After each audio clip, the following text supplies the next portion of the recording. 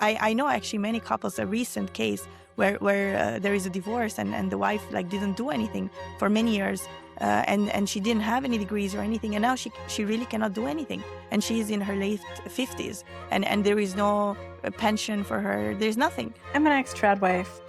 I'm 15 years away from retirement, and my bank account is currently overdrawn by $200. I'm an ex-Tradwife. I can't afford to buy myself shoes and my kids shoes. But there So is I a very big black box we don't talk about when we talk about this soft life, which is that it leaves women in a very vulnerable position while they're submitting themselves financially. I didn't go to college. I have no income. I don't have a job. I have no money. And I'm not getting one. Because I if you use just my forget about it, then you don't know anymore who you are, and then you are your work, and then you turn into these people that like. That's why I think the soft life movements and the whole movement of the Tradwife and whatever. This is an answer to the movement on working so hard and being always at work and making work your life. Scroll on TikTok or on YouTube, and the algorithm is full with being paid content creators, selling us the idea that we should live a soft life, aka find a husband or a provider that provides for you, pays all of your bills, so you can sip your matcha and go to Pilates. Now, don't get me wrong. There's nothing wrong with wanting to have a soft life and not wanting to submit to the rat race of corporate life, which is exhausting women overall. But there is a very big black box we don't talk about when we talk about this soft life, which is that it leaves women in a very vulnerable position while they're submitting themselves financially. I think a very good example is, of course, the wizard Liz. Imagine she would have been in this situation with her current baby daddy, and she would not have had the money to pay for her lawyer. Think of it, because at the end of the day, none of us is God. None of us can predict the future. What if your husband becomes abusive? What if he's going to leave you for a 20-year-old younger woman? What if he passes away? Not having this financial security is a gamble, and it's a very risky one. And it's like going to the supermarket when you're hungry. You would be inclined to get maybe a snack or something that is not good for you over being a little bit fulfilled and then doing groceries. It's the same with finding a partner. We should always strive for a partner based on how they treat us over what they provide for us. So we're going to redefine what it is to live a soft life. And I am so proud because there's only one person I wanted to discuss this with, which is AnaMaria Meshkurti. I had the pleasure of meeting her in Dubai at the UN conference a couple of years ago. But when I met her, I was mesmerized by her because she is so kind, she's so smart, she is such a lady, so elegant, well-spoken. And honestly, I would almost say that's one of the least interesting parts of her because she's also a total boss. She has her own investment company, AMVS. She has written 2 books and runs her own magazine, Money Magazine. AnaMaria, it's so good to have you on the channel. Did I miss anything? Thank you so much for having me. This is such a fun topic, actually, because it's one of those topics that we always discuss, in conversations at coffee and everywhere. And everybody's like, we should talk about this somewhere. So thank you for having me on this. And thanks for the very nice introduction. You are yourself incredible. So it's a pleasure to be here. Such a pleasure. I'm just calling a couple of the things that you have done, but can you please give a little bit of an introduction of who you are and how did you get to where you currently are? Absolutely. So I'm Albanian originally, and I moved to the UK when I was 17. I did my studies there, and I studied politics actually because, like many Albanians, I would say of my generation, we all wanted to get into the politics life or represent our country. Our country now has become very popular, especially because of the recent events that everybody has started to look at it, and it's good because for tourism as well. But back in the day, not so many people knew Albania, right? So it was sometimes we were like the few ones that people would meet, and that's why it was my passion to actually go out there and promote the country. And then I moved to Switzerland to work for the United Nations because, of course, it just makes sense that when you study politics, this is one of the places that you would want to work in. And I had a great career there for about 8 years, doing investments, supporting actually a lot of women entrepreneurs. We ran a lot of different programs in telecommunication and technology. So I kind of started this path of technology, which was very new to me. And then I moved after that to the Swiss government, where we were investing in tech companies, again supporting tech startups. So my career has always, like, it started with this political idea, and then it moved into this tech world and investment world, and really supporting companies in many different areas, which opened my eyes and really gave me a lot of knowledge, in areas that I had no idea about. And then I started my own, let's say, entity with a very good friend of mine, because we said we are like doing this investment for everybody else. So why don't we start for ourselves and people that we know, and people that are in this business with us for many years, right? So we created that trust. And so we started this, and that's why I'm also started going a lot to Saudi Arabia, and where I am right now, calling from Riyadh, really looking at the Saudi market, and how the Saudi market is so incredible, how there's so many giga projects out there. Like, many people know of Neom, of course, but Red Sea Global and Diraiya, Kidia, so many incredible things happening in this country, and so much technology and technological advancements, and so much interest to invest.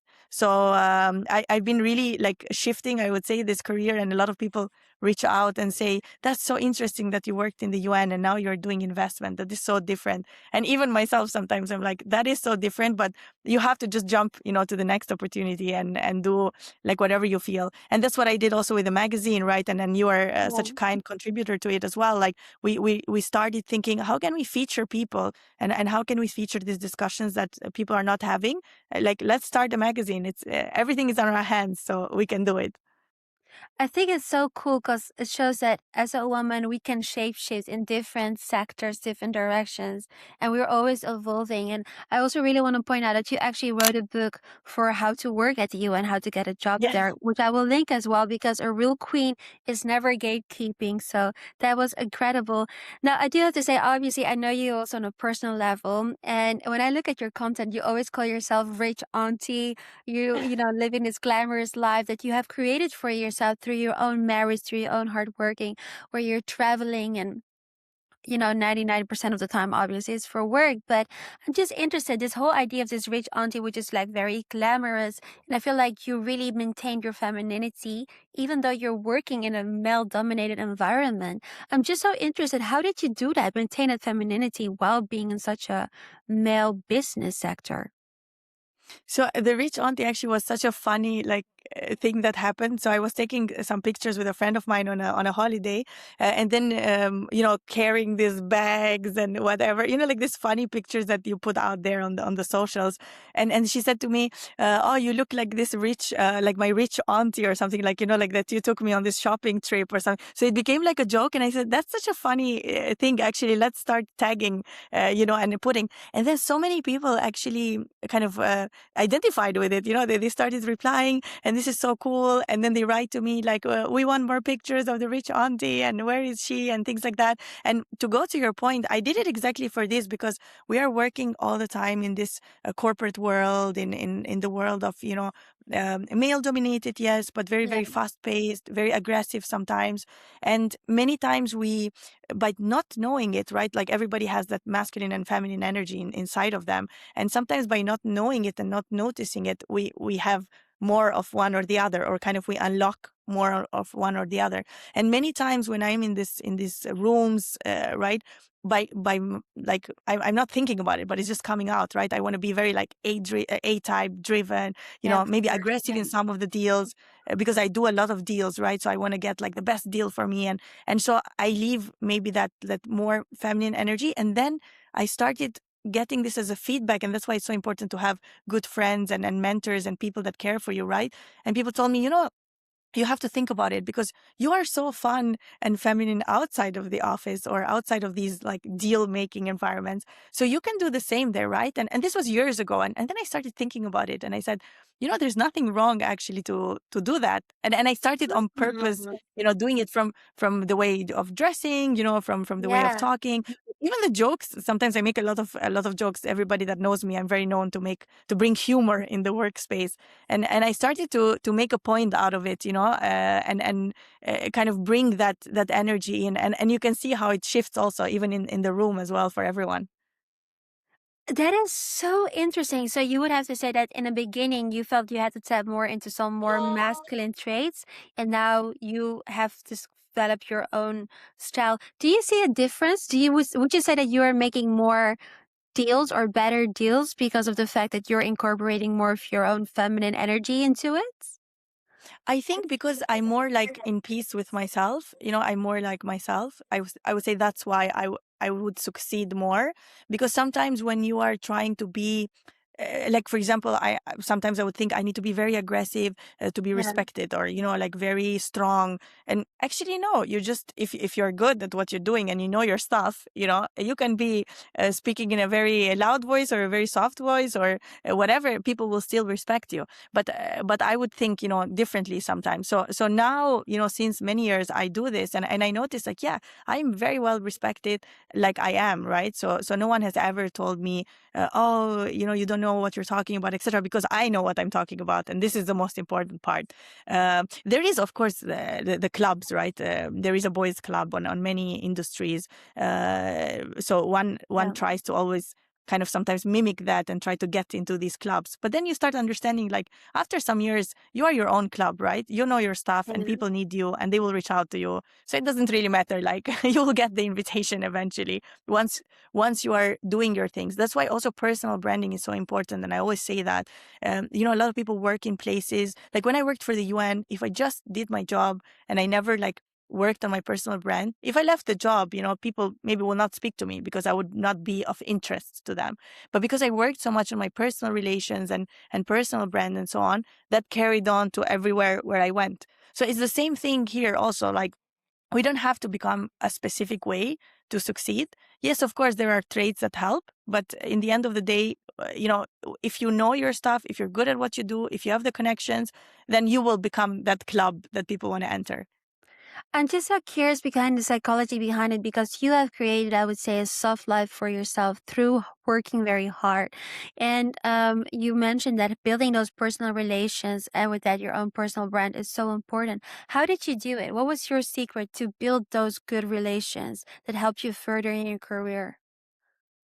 I have to say, like, when I was working in the UN, for example, we had a lot of delegates coming from many countries, right, to do the different.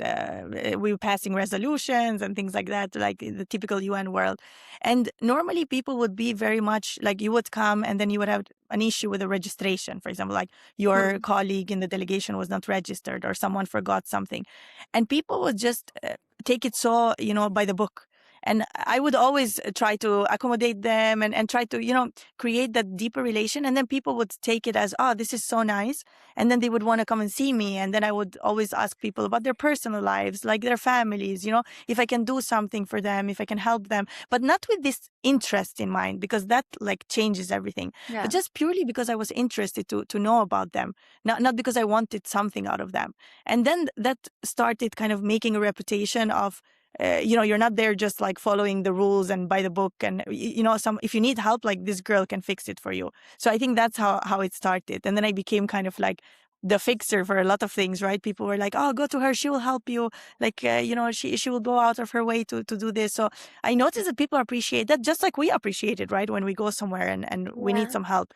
And then I start feeling that this became like a thing, right? People knew that I was out there to make a friendship also, and not just just for the work, and then we leave each other.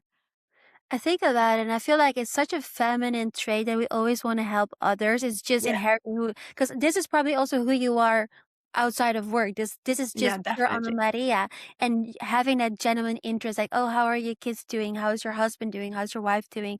What can I do to help you? And I think people often forget that the feminine traits that we as women inherently possess are not our weaknesses. It's actually our strength. It's actually what makes us good, because there's a genuine touch to it, that Exactly. wanting Like to when take someone care is of the sick or other. something, you want to give them, like, I had a colleague a few weeks ago that came to the office and was like very sick before. And then I went and bought like a bunch of cakes, and she was so like, oh my God, this is so nice. And she is remembering this now, for like so many weeks. And I told her this is nothing, but it's exactly what you said, like tapping into feminine energy and not like pushing it Yeah. away. and saying like, oh, get well soon and that's it, but doing something that you would do naturally. So no need to stop yourself because you are in the office or in a professional environment and think like, no, this is not appropriate if I go, because we are people in the end, right? So we appreciate that care and attention, and that's the beauty of us being women. Also, we are always out there like giving that care. So beautiful.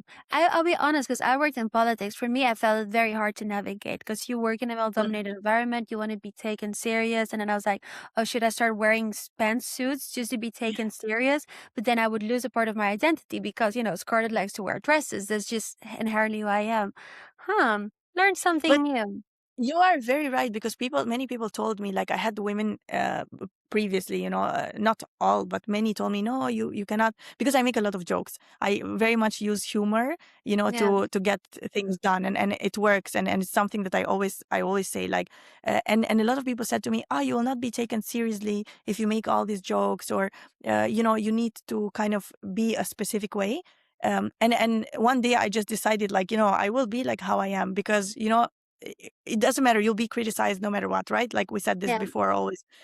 No matter what you do, you'll get criticism. So at least you do it and you enjoy it, and you do it who you are, right? So I enjoy having a good time in the office, having a good time at the work environment with colleagues, having fun, making jokes, learning about their lives.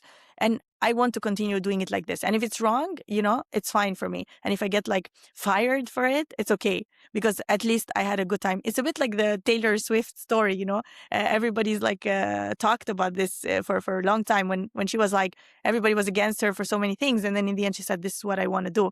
It's like a simple example that we see, right, in a different level, but it's the same for us.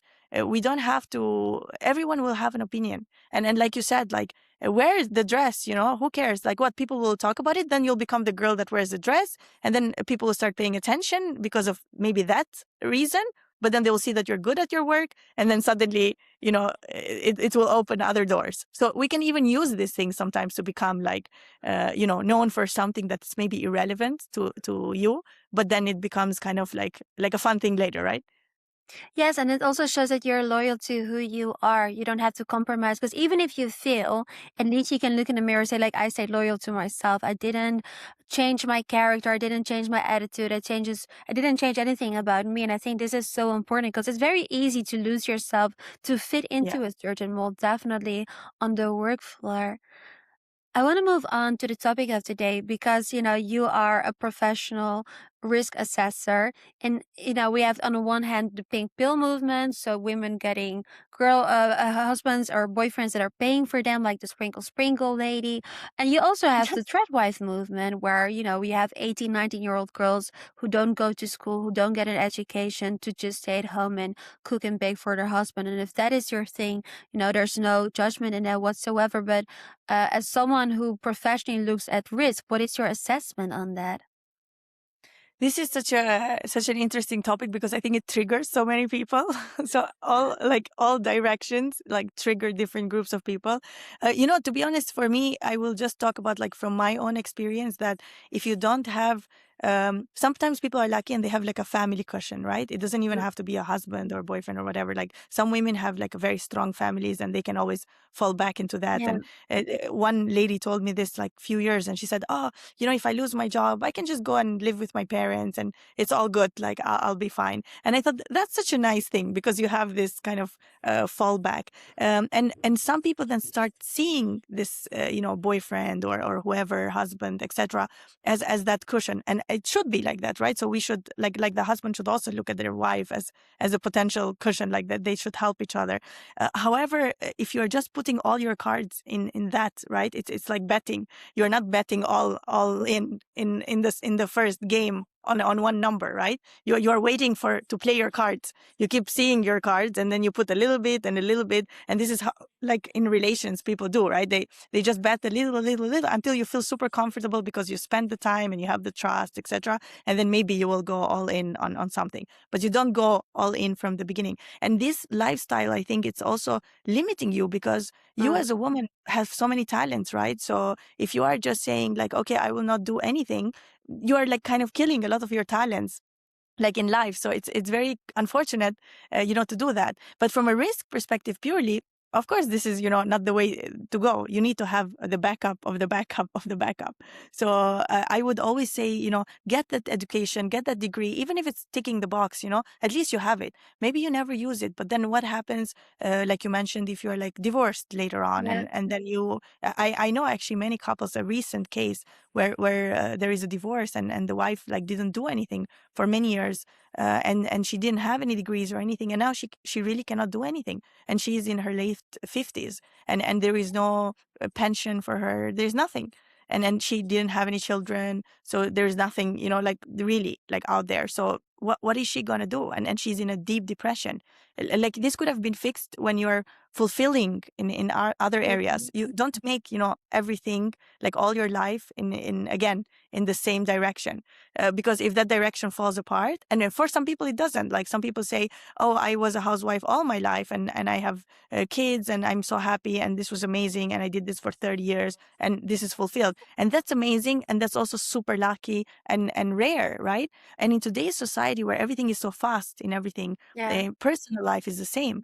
People are just like replacing people all the time. It's not like back in the day. So I would definitely say this is a big risk to take. And if you're so confident in that person and comfortable, and you think this is going to be, a long-term investment, if we can call it like this from your side as a woman, but in the end of the day, you need to have a backup, because if you don't have a backup, what are you going to do? And it's okay when you're young, because you're, oh, I married at 20, and then at 25 I divorced, and yeah, I can get a degree and I'll get a job and whatever, I'll not die of hunger. But like if you get older, then it's getting much harder, even when you are so qualified to get jobs. So imagine when you don't have anything. So yeah, we need to talk more about this in the sense of like, do whatever you want, but don't let yourself be cornered into one option. This is, I think, what the whole point is. I so agree with you because there's two issues that I have. One is that, like, imagine your partner passes away. God forbid Yeah. that ever happens, but the truth is, none of us can predict the future. You don't want to be on the streets because you never had a job on your own and now you don't know how to pay the bills, because it's not going just to affect you, it's also going to affect your children, or future children. So it's a risk that you're taking for, like you said, maybe not when you're 20, 25, but even down the line further in our lives. And also, I think if you don't have your financial independence, you're more susceptible to be in more an abusive relationship, because your partner will always have this financial power over you. So what are Yeah. you going to do to leave him then if he's the one paying for your bills, your house, your car, your utility bills? It makes you much more vulnerable and more susceptible to deal with bad situations, unfortunately. Yeah. And also, maybe if I could just add on that, because Yeah. I had a case like this of a lady I worked with, and she was like an assistant in our office, very nice lady, much older than all of us in the office, to be honest. And she told me that her husband had passed away, and she didn't want to get a job, but she had to, right? And because Yeah. she didn't have any degree, she was getting any job, and that kind of led to a lot of also unhappiness for her. And this was like translated in the household for her children, etc. But she was like, I have no choice. And she said, going backwards, I would have at least done something on the side. So if you don't need to work, that's beautiful. Then you can do things that you really like. Yeah. You can develop the passion. You can develop a small business. You can just get a job, to have it, and you can work part time. And then if God forbid that needs changes, then you can, become a full timer. But like have something there on the side, and like you said, that's so important. And people forget that because they think, oh, like everything is flowing now and everything is great and it's going to be great forever, but it's not like that, right? Life Yeah. changes so fast, and even if your partner, something happens, they get disabled or something, then what are Oh, you going to yeah. do? Walk away from Yeah. the relation, right? Yeah, yeah, you're so right about that. Like I said, the future is unpredictable, but these things are very serious to take into consideration.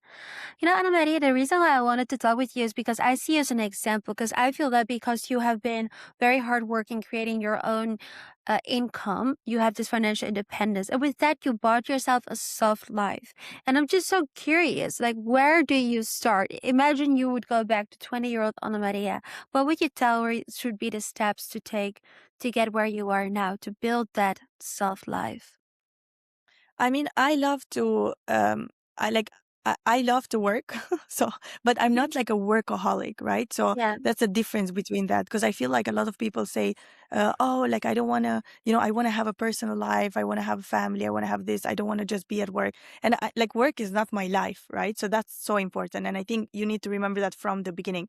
Like I got jobs because I enjoyed them and I liked, to be in the office and talk to people and have a good time and progress and, impact and do all the things that I thought were cool. But at the same time, this is not like my full personality and my full life. And like I have hobbies outside of work, I like to do things. So I think that's so important to creating the soft life, right? To saying, okay, I'm going to work because we need to work. We need to create like the means to to do these things that we want to do and have fun and travel and do all of that. But at the same time, I like to go to work because I enjoy what I'm doing. I enjoy the people around it. And of course, it's not always the case, right? You always have these moments where you don't like who you work with and you want to change that, etc. Yeah. But what's so important is to really stay true to yourself. Like, who are you when you're not working? And this is, I would say, the base of your soft life. And we never think about it. Like I never actually used to think of who I am if I'm not working, who is this Yeah. person? Because I created a lot of personality around the work, a lot of friendships around the work. And I started reflecting on that. And I started saying, if I were not to need to work, like what would I do? Like who would I be? So trying to create the persona, and then you understand who you are, and then you say, okay, this work, it's something that I need to do everything else that I would do if I wasn't working. And going back to the same topic on being with someone because they're maintaining you, for lack of a better Yeah. word, or creating this lifestyle, then you also get confused, because if I have this Yeah. lifestyle and I'm happy with it, I can be with anyone, in the sense that you don't have to be having the same lifestyle as me, because maybe like I don't need that because I have my lifestyle. It's all good. But once I need it, I start confusing you as my partner with the lifestyle.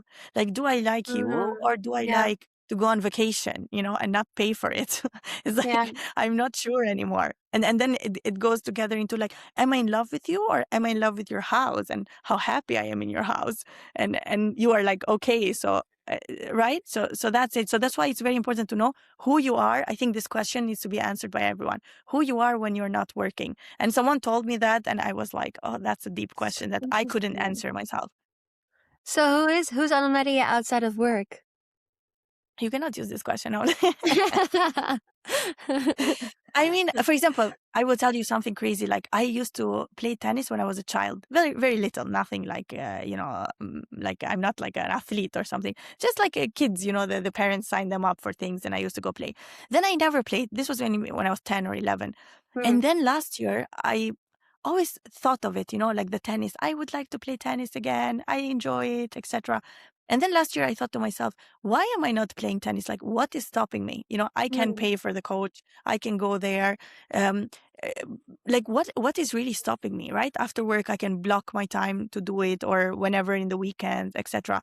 And this ties back to it, right? This, who are you outside of work? I think it's like an ongoing question.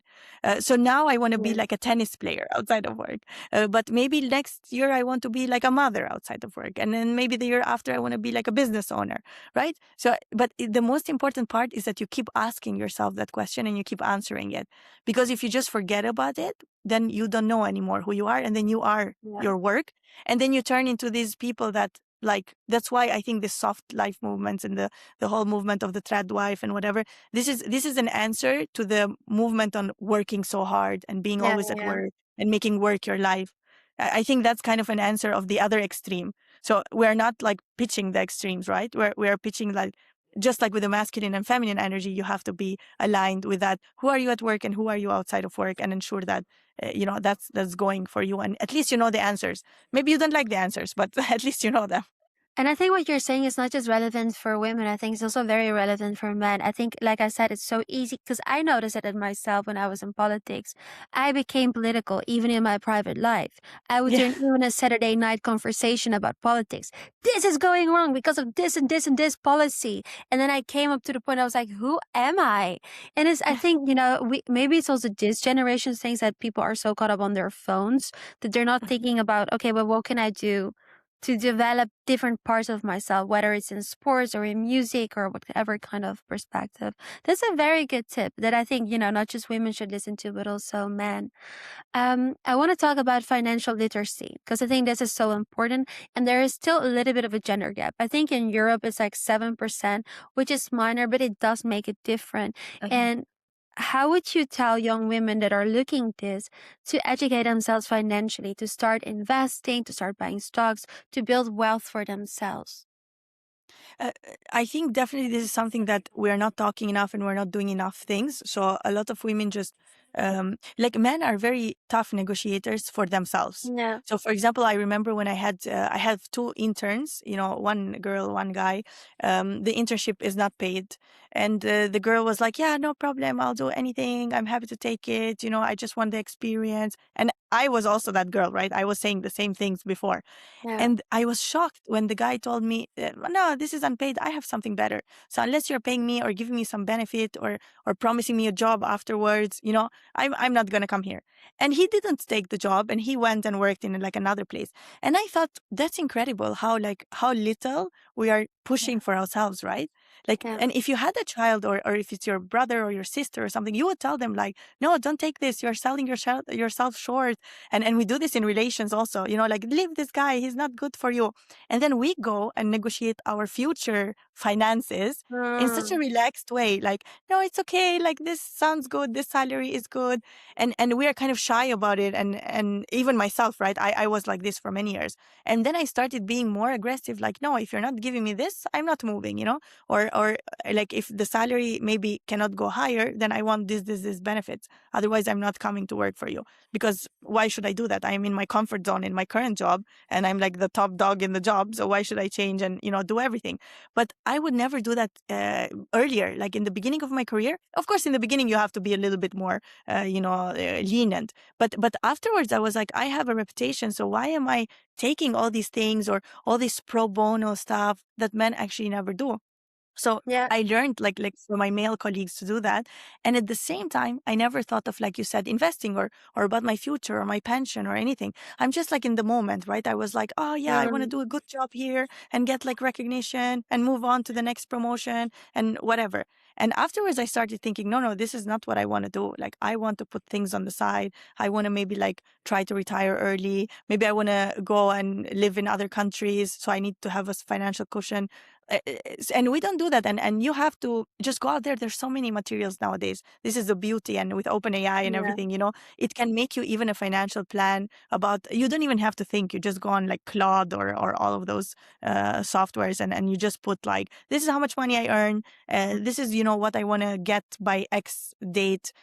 This is my financial literacy. I don't know how to invest, whatever. What should I do?"